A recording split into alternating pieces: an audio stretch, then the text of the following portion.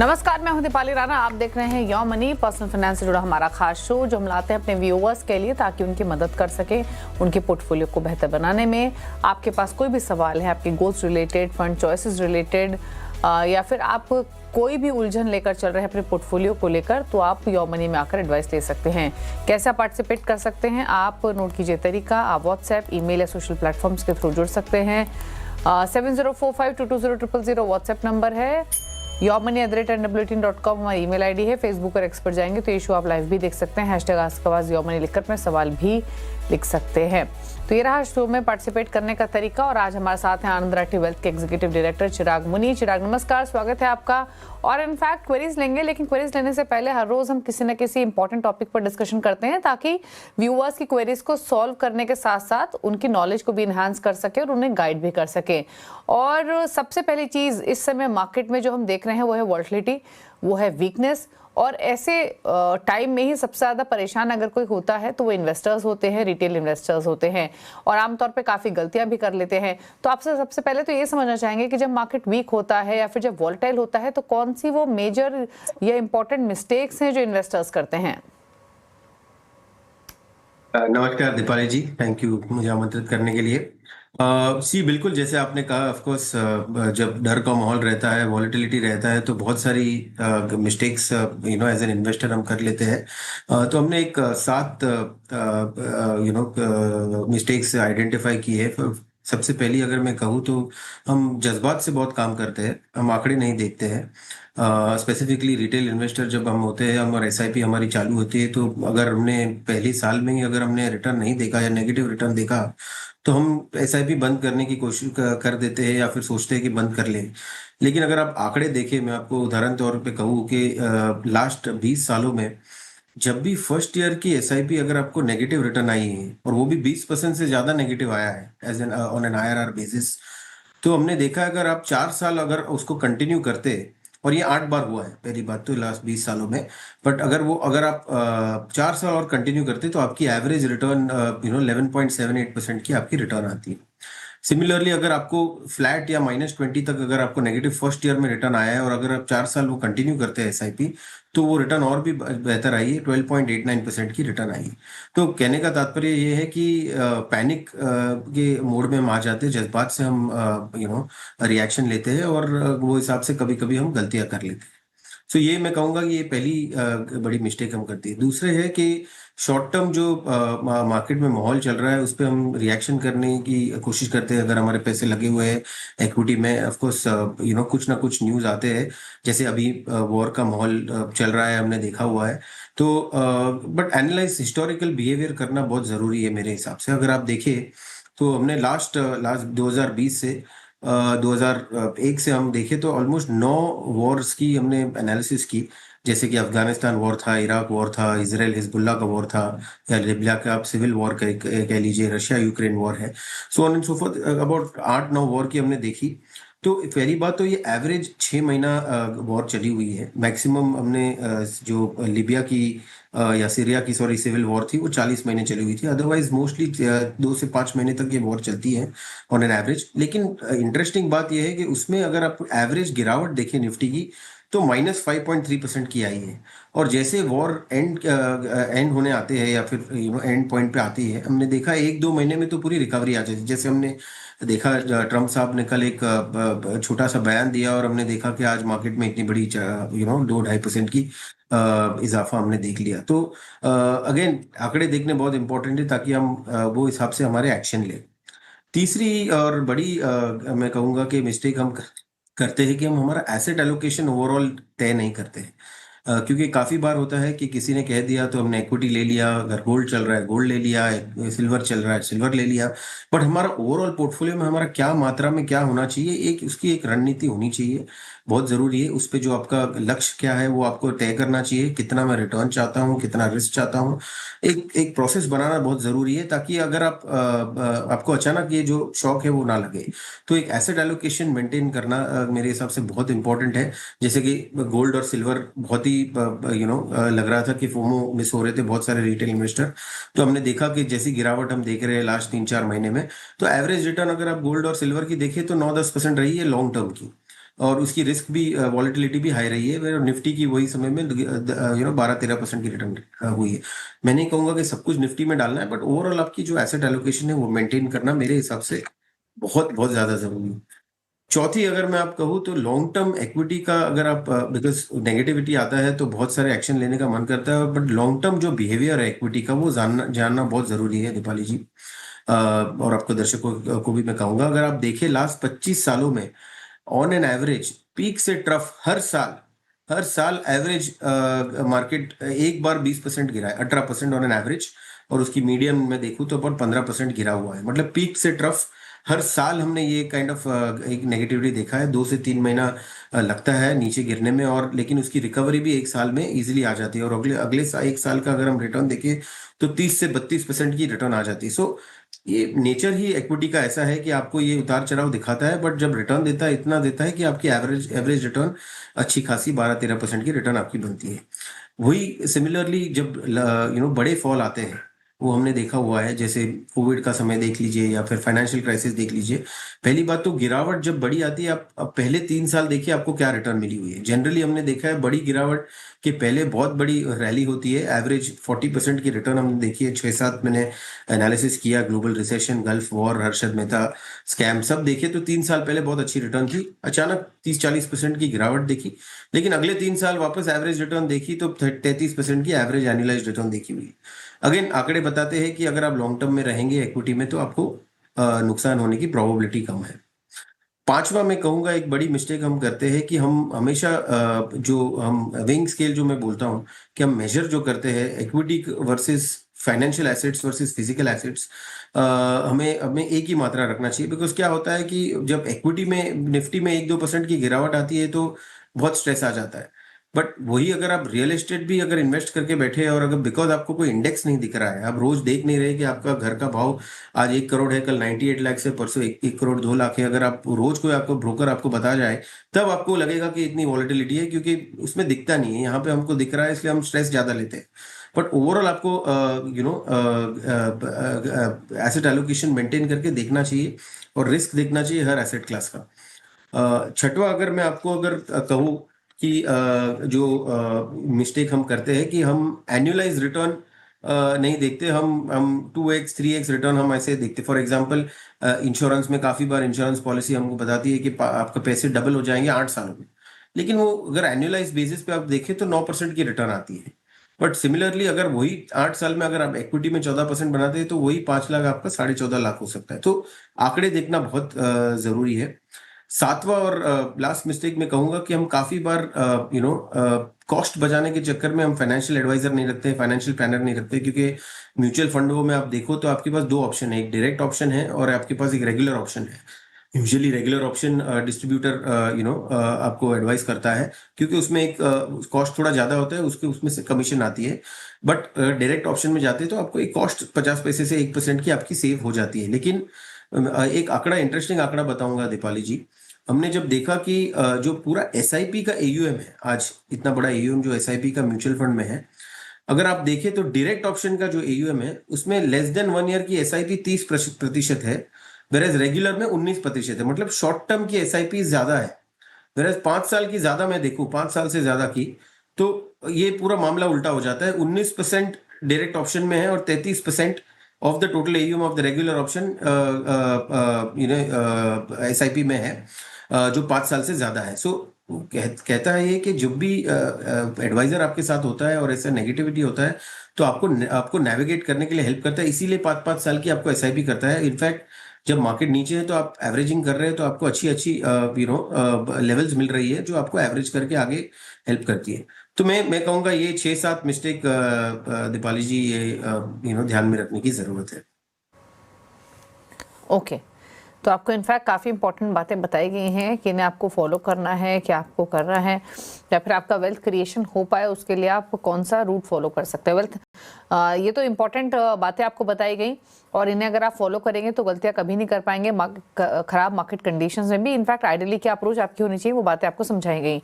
चलिए व्यूअर से करते हैं बातचीत और पहले व्यूअर दर्शन सिंह हमारे साथ मौजूद है सवाल पूछने के लिए। दर्शन नमस्कार, बताइए क्या क्वेश्चन है आपका। नमस्कार मैम, मैं दर्शन सिंह बोला हूँ उत्तराखंड देहरादून से। मैम मेरे मंथली एसआईपी चल रही है 21,000 की, ओके। और ये एस आई पी मैं पिछले 1 साल से कर रहा हूँ, और इसमें अभी भी क्या रिटर्न -8 से 10% माइनस रिटर्न चल रहा है इसमें भी। तो ओके। इसमें मेरे, हाँ जी मैम, मेरे फंड हैं हम्म। कोटक मिड कैप में 5,000, बंधन स्मॉल कैप में है 6,000, Invesco India large and mid cap में 3,000 की है, और पराग परीक इसमें है 4,000 की, और ICICI pro multi asset fund direct group में है 3,000 की।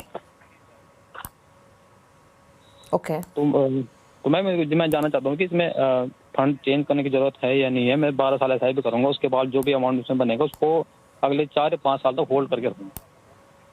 तो इस टाइम पीरियड में कितना कॉर्पस बन जाएगा, और ये 1 करोड़ के आसपास पहुंचेगा या नहीं, इस बारे में थोड़ा जानकारी दे सकते। ठीक है, पूछ लेते हैं क्या सजेशन रहेगा, क्या सलाह रहेगी इनके लिए। इन्होंने इनफैक्ट इन डिटेल अपना सवाल बताया कि इनकी इन्वेस्टमेंट्स 21,000 के आसपास की है 12 साल के होराइजन से, और 12 साल बाद SIP रोक के 5 साल होल्ड करेंगे। 17 साल में कितना कॉर्पस इकट्ठा कर पाएंगे। फंड्स में क्विकली रिपीट कर दूं, Bandhan small cap, Kotak emerging equity, Parag Parikh flexi cap, Invesco India large mid cap और ICICI प्रो मल्टी एसेट है। बताइए। नमस्ते दर्शन जी। तो पहली बात तो बहुत अच्छा है कि आप एक SIP 21,000 की कर रहे हैं और आपकी करंट पोर्टफोलियो वैल्यू जो है वो 2.5 लाख रुपए है, जो मैंने सुना। और अगर आप 12 साल तक करना चाहते हैं तो और अगर मैं 13% की एवरेज रिटर्न जो लॉन्ग टर्म रिटर्न रही है इक्विटी की, तो आप 80 लाख रुपए पहली बात तो 12 साल में पहुंच जाएंगे। और अगर वहां से SIP स्टॉप करके अगर 5 साल उसको ग्रो करते हैं तो आप 1.47 करोड़ का आपका एक कॉर्पस बन जाएगा। तो आप ऑफकोर्स आपका जो लक्ष्य है बिल्कुल बिल्कुल जो 1 करोड़ का लक्ष्य है वो बिल्कुल आप पहुंच रहे हैं, और 1.47 करोड़ की प्रोबेबिलिटी है। थोड़ा रिटर्न 12% भी आएगा, फिर भी आप वहां पे पहुंच जाओगे। मैं एक सलाह देना चाहूंगा कि अगर आप 10% की अगर आप स्टेप अप SIP कर ले, तो यही पूरा कॉर्पस जो 1.47 करोड़ है वो आपका 3.31 करोड़ पहुंच सकता है। तो एक ये ध्यान में रखिए, अगर आप कर सके तो 10% की अगर स्टेप अप हर साल आपकी SIP बढ़ाए तो कर सकते हैं। दूसरा, जो मैं आपका पोर्टफोलियो देख रहा हूँ, ओवरऑल आज के माहौल में हम बोल रहे हैं कि 55% आपका लार्ज कैप में होना चाहिए, 23 मिड कैप में, और 22% आपका स्मॉल कैप में होना चाहिए। तो ओवरऑल पोर्टफोलियो का मैं अगर आपका एक्सपोजर देखूं तो आपका एक्चुअली लार्ज कैप एक्सपोजर थोड़ा कम है और मिड कैप ज्यादा है। तो सलाह के तौर पे मैं कहूंगा कि आप जो आपको होल्ड करनी है वो कोटक मिड कैप फंड है, पराग पारिक है, बंधन स्मॉल कैप है, बहुत अच्छा फंड है, वो करना चाहिए। जो एग्जिट करने की सलाह दूंगा मैं वो है Invesco India large and mid cap, ICICI approve multi asset है, वो आप होल्ड कर सकते हैं, लेकिन उसको SIP ना करिए। और इन्वेस्ट करिए ICICI approve focused equity, Kotak multi cap और DSP mid and large cap में आप इन्वेस्ट कर सकते हैं। ओके, चलिए, तो ये सलाह आपको दी गई है। बात करते हैं अगले व्यूअर से, और साक्षी हमारे साथ हैं भोपाल से सवाल पूछने के लिए। साक्षी नमस्कार, बताइए क्या क्वेश्चन है। मैम, मैंने और पूरा क्वेश्चन आपको डिटेल में भेज दिया है कि किस किस में मेरी मंथली SIP कितनी है। मेरा मेन क्वेश्चन ये था कि अभी जैसे मार्केट डाउन है, तो अभी सर ने बताया था शुरू होने से पहले कि अभी घबराना नहीं है, लेकिन मेरा क्वेश्चन ये है कि घबराना नहीं है, लेकिन इसको रिवाइज कब कब करना है इन फंड्स को, कि हमें ऐसा लगे मैंने तो 25-30 साल के लिए रखा हुआ है, तो सेम फंड तो नहीं रख सकते ना, तो वो कब कब रिवाइज करना। और ये फंड जब मैं 18 साल में अपनी बेटी के लिए निकालूंगी और रिटायरमेंट से अपने, तो ये फंड सही है और इतनी SIP सही है कि नहीं, वो सब पूछना था मुझे। ओके, तो पोर्टफोलियो पर तो राय इनको चाहिए ही, जैसे इन्होंने कहा डिटेल्स हैं।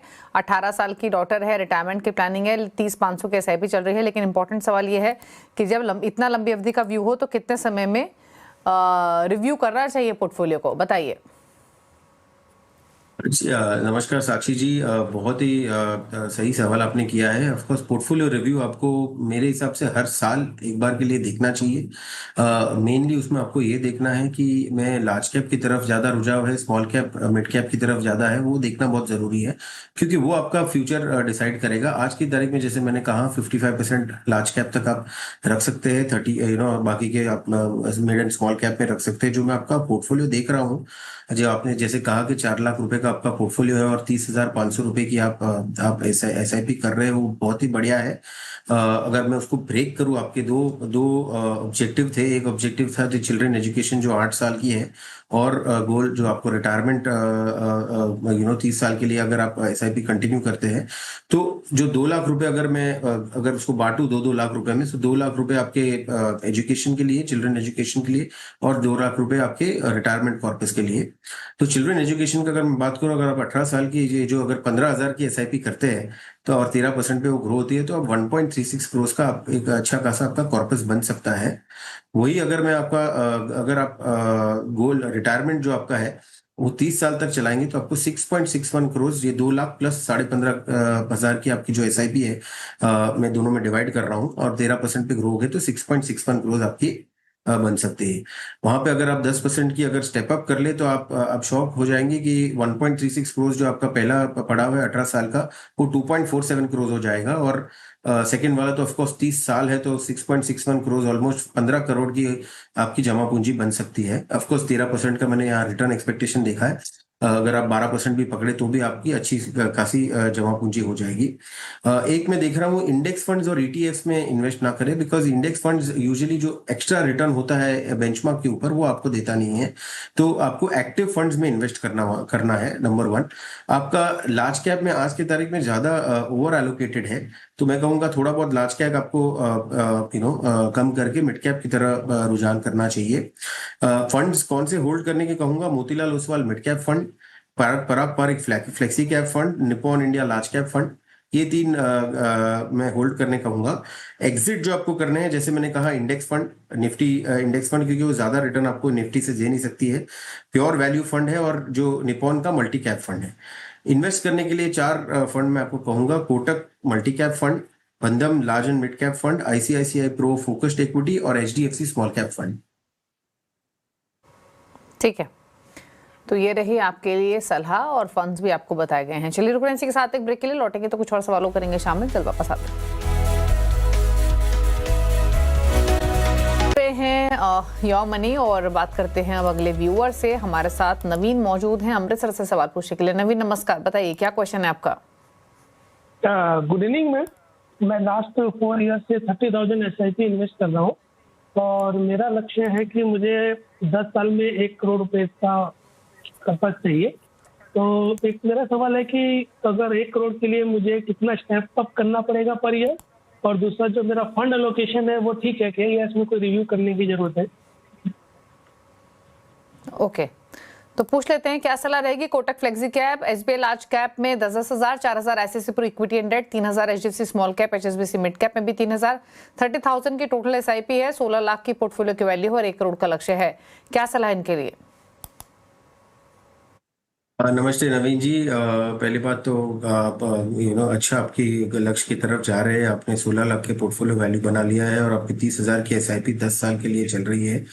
तो वो 13% का अगर मैं एक्सपेक्टेशन रखूं रिटर्न का, तो आप 1.2 करोड़ का आपका कॉर्पस बन रहा है। तो बिल्कुल जो आप कर रहे हैं वो सही कर रहे हैं। अगर आप स्टेप अप करते हैं तो ऑफकोर्स ये 1.2 करोड़ अगर मैं कॉर्पस देखूं, तो आपका 1.56 करोड़ का ये कॉर्पस बन सकता है।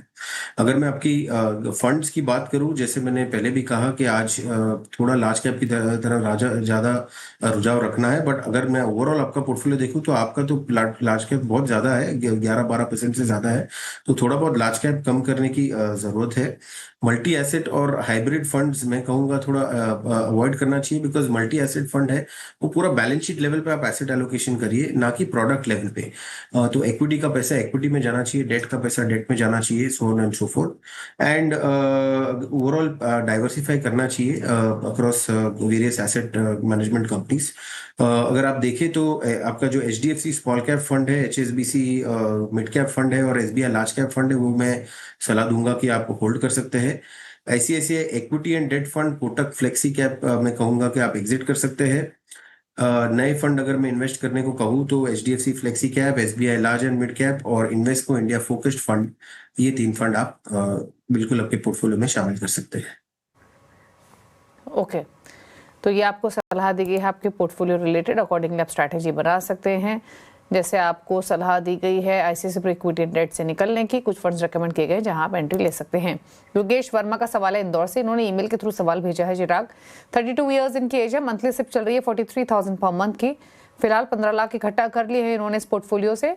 25 साल के लिए इस पोर्टफोलियो को इन्होंने बनाया है, 10% एनुअल एलोकेशन इंक्रीज करेंगे। एग्जिस्टिंग फंड्स कौन से हैं? पराग Parikh flexi cap 9,000, 8,500 per month है HDFC मिड कैप में, 8,000 HDFC फ्लेक्सी कैप में, then 5,000 ICICI pro multi asset, 4,500 ICICI pro thematic advantage, then 3,000 है SBI contra, 2,500 Invesco India small cap and then 2,000 Mirae asset small cap 250 momentum में। SBI mid cap में भी इन्होंने lump sum 2.5 lakh का निवेश किया हुआ है, उसके बारे में भी जानना चाहते हैं, होल्ड करें या क्या रणनीति रखें, बताइए सलाह। योगेश जी, पहली बात तो मैं आपकी सराहना करना चाहूंगा। 32 इयर्स में आपने एक अच्छा खासा पोर्टफोलियो बना लिया है, 15 लाख का, प्लस आप 43,000 की SIP कर रहे हैं, उसको स्टेप अप भी कर रहे हैं। बहुत ही बड़ी आपकी बहुत ही बढ़िया रणनीति रही है। और अगर आप ये करते रहेंगे 25 साल तक और आप स्टेप अप भी करते हैं और 13% की मैं एवरेज रिटर्न पकड़ूं तो आप 22 करोड़ का आपका कॉर्पस बन जाएगा 25 साल बाद, विच इज मेरे हिसाब से बहुत ही ह्यूज कॉर्पस है। और बहुत सही कर रहे हैं आप, कंटिन्यू कर रहे हैं जो कर रहे हैं। आपकी जो मैं अगर फंड्स देख रहा हूं तो जैसे मैंने कहा कि आपका लार्ज कैप में थोड़ा बहुत कम है, इनफैक्ट बहुत ज्यादा कम है, तो आपको लार्ज कैप की तरह थोड़ा ज्यादा रुझाव रखना पड़ेगा। फंड ऑफ फंड्स जो आपने किया हुआ है वो थोड़ा आपको अवॉइड करना चाहिए, बिकॉज उसमें आपको डबल कॉस्ट लग जाता है। तो आप नॉर्मल इक्विटी एक्टिव फंड्स ले सकते हैं। अगर मैं आपका देखूं ओवरऑल तो मोमेंटम फंड्स भी मेरे हिसाब से आपको थोड़ा बहुत अवॉइड करना चाहिए। तो मोमेंटम फंड्स में क्या होता है कि 6 महीने तक पोर्टफोलियो कांस्टेंट रहता है उनका, वो एक पैसिव फंड है, ऑटोमेटिकली वो चेंज करते हैं मोमेंटम के हिसाब से। वो अभी तक उनका ट्रैक रिकॉर्ड स्पेसिफिकली ये मार्केट में हमने देखा इतना सही नहीं रहा है। तो आप जो जो categories large cap, large and mid cap, flexi cap, multi cap, वो कैटेगरीज की तरफ ज्यादा आपके म्यूचुअल फंड्स होने चाहिए। स्कीम्स में अगर आपकी देख रहा हूं तो Parag Parikh, HDFC Invesco India small cap और HDFC मिड कैप आप होल्ड कर सकते हैं। अगर मैं आपको SIP जो आपकी इसमें चल रही मल्टी एसेट में, वो आई थिंक कंटिन्यू नहीं करनी चाहिए। अभी फिलहाल के लिए मल्टी एसेट रख सकते हैं, पर जैसे मैंने कहा ओवरऑल बैलेंस शीट लेवल पे एसेट एलोकेशन करना चाहिए। लेकिन अगर एग्जिट की बात करूं तो बहुत सारे फंड्स एग्जिट है, जैसे SBI मिड कैप है, आपका SBI कॉन्ट्रा है, कॉन्ट्रा अच्छा फंड किया हुआ है SBI ने, बट इतना बड़ा लार्ज कॉर्पस हो गया है कि अभी थोड़ा फ्लेक्सिबिलिटी कम हो गया है फंड मैनेजर को। थीमेटिक फंड्स में थोड़ा अवॉइड करने को कहूंगा, बिकॉज उसमें टाइमिंग का बहुत इंपॉर्टेंट होता है कि आप कब खरीदते कब बेचते हैं, लॉन्ग टर्म के लिए नहीं रख सकते और आप मॉनिटर करना पड़ेगा आपको। ETF जो आपकी FOF है जो मैंने कहा, वो भी आपको एग्जिट करनी चाहिए। 3 फंड में आपको सलाह दूंगा, Quant large cap fund, Canara Robeco multi cap fund और ICICI pru dividend yield fund. ये 3 फंड आप अपने पोर्टफोलियो में शामिल कर सकते हैं। ओके, तो चलिए ये रही सलाह आपके लिए। आपके पोर्टफोलियो को रिलेटेड अकॉर्डिंगली आप बदलाव कर सकते हैं। चलिए फटाफट से पूछ लेते हैं चिराग के टॉप 4 फंड्स, बताइए चिराग। मेरा टॉप 4 फंड देखिए तो आप HDFC फ्लेक्सी कैप फंड है, कोटक मल्टी कैप फंड है, Invesco India small cap fund है और बंधन large and mid cap fund. I think ये 4 अलग अलग कैटेगरीज के जो फंड है, अगर आप इसका पोर्टफोलियो बनाएंगे तो लॉन्ग टर्म में अच्छे रिटर्न आने की संभावना है। ओके, तो ये रही सलाह आपके लिए चिराग के टॉप 4 फंड्स आपकी स्क्रीन पर। थैंक यू चिराग शो में आने के लिए और सभी क्वेरीज को आंसर करने के लिए। इसी के साथ एक ब्रेक के उस पर भी खबरें जारी हैं। नमस्कार।